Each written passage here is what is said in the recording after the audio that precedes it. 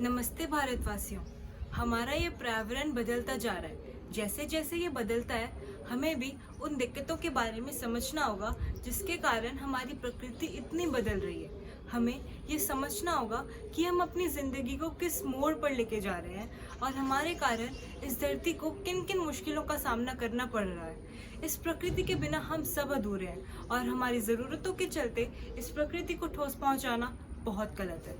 India's domestic policy on climate and environmental action includes protecting regional glaciers, railway systems को green करना, clean cooking fuel produce करना और single use plastic को कम करना है।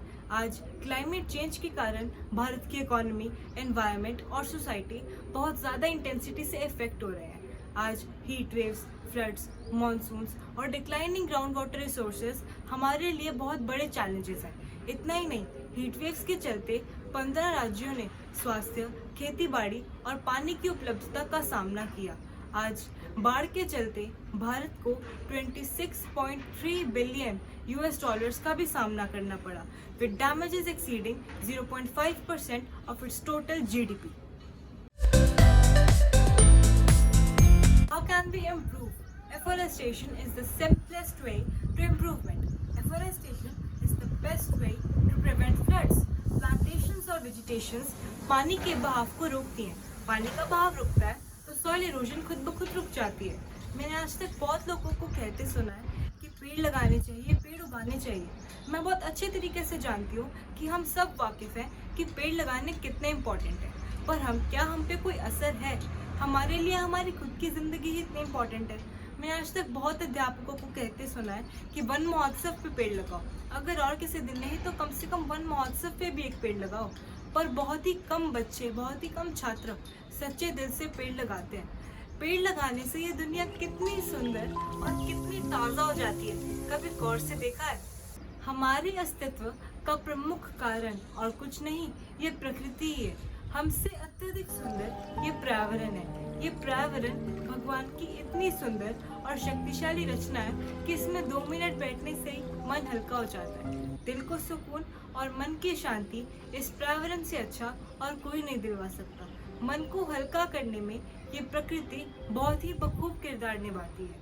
आज शायद अगर ये प्रकृति ना होती तो हम भी ना होते। ये प्रकृति के कारण ही हमारी सांसें चल रही हैं, जिसके कारण आप और मैं, हम सब आज भी जीवित हैं।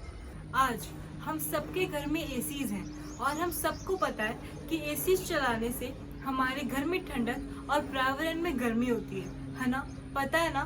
पर फिर भी हम सब एसीज चलाते हैं। क्या मेरी तरह आप सबके मन में भी ख्याल आता है कि सिर्फ मेरे एसी बंद करने से क्या होगा? पर हाँ, अगर हम सबके मन में ये ख्याल आता है तो समझ लो कि हम सब एक साथ चल रहे हैं। तो समझ लेना कि क्रांति दूर नहीं है। तो क्लियर है, ये बात आपकी या मेरी नहीं, ये बात है पूरे देश की। जिस दिन पूरे देश ने, पूरे भारत ने मिलकर एसीज बंद कर दिए, उस दिन हमारे इस भारत में एसीज की ज़रूरत ही नहीं पड़ेगी। Let's talk practically now. Life is easy when desires are less. जिंदगी तब भी चलती थी जब एसीज नहीं थे। अब ये मत कहना कि पहले गर्मी नहीं होती थी। ये गर्मी भी तो हमने ही की है। मानो या ना मानो, गलती तो सारी हमारी ही है। यू नो व्हाट, एसीज के बिना भी हम रह सकते हैं। ह्यूमंस, इंसान, इस धरती के सबसे ज़्यादा एडेप्टिव क्रिएचर्स हैं। क्या ऐसे लोग नहीं हैं जिनके घर में एसीज नहीं है? ऑफ कोर्स हैं, पर उन्हें इतनी गर्मी नहीं लगती जितनी हमें लगती है, क्योंकि उन्हें उस मौसम की आदत हो गई है। पर क्या हम लोग, हाँ हम लोग, इतने स्वार्थी हैं कि अपने लिए ठंडक और उन गरीबों के लिए गर्मी देते हैं? ये गहरी बात विचार करने योग्य है। और हाँ, पहले तो मैं गरीब की डेफिनेशन क्लियर कर दूँ। गरीब वो नहीं है जिसके पास पैसे नहीं है, क्योंकि जिसके पास पैसे नहीं है वह निर्धन है। गरीब, असली गरीब वो है जिसके पास सद्बुद्धि नहीं है, जिसके पास प्रेम हेतु दिल नहीं है, वह असली गरीब है। आज हम अपने रहने के लिए पेड़ काट देते हैं। इसका जीता जाता एग्जाम्पल आपके आगे। घर में फॉर्मेलिटी के लिए 4-5 गमले लगा देते हैं और फिर हमें संतुष्टि हो जाती है कि एटलीस्ट हमने कुछ तो प्लांट किया। अरे यार, ये देखो ना कि कितना उखाड़ दिया है। वन महोत्सव आते ही हम अवेयरनेस स्प्रेड करने लगते हैं, पर क्या हम खुद सच में अवेयर हैं? स्कूल्स में मैंने इसके बारे में बहुत पढ़ाते देखा है कि बेटा पेड़ लगाओ, पर आज तक बहुत ही कम छात्रों को, बहुत ही कम स्टूडेंट्स को पेड़ों को लेके रिग्रेट फील करते देखा होगा। बहुत ही कम छात्रों को लोगों को सच्चे दिल से समझाते देखा होगा। आज मॉडर्नाइजेशन के कारण हम 4-5 गमलों को, इन छोटे छोटे पौधों को माय मिनी गार्डन पुकारते हैं। हम पोस्ट स्टेटसेस अपलोड करते हैं और शो करते हैं कि हम इन पौधों से कितना प्यार करते हैं, पर क्या ये प्यार सच्चा है? और हाँ, ये याद रखना कि इन पौधों का असली घर हमारी बालकोनी नहीं, पर उनके वह जंगल हैं जहाँ उनके साथी रहते हैं। और अगर ऐसा ही चलता रहा ना, तो ये सारे लाइफ सेवर्स 2100 तक खत्म हो जाएंगे, दिखेंगे ही नहीं। ये फॉरेस्ट, ये जंगल जो इस दुनिया के आधे से भी ज्यादा प्राणियों का घर है, वह गायब हो जाएंगे, वह डिसअपियर हो जाएंगे।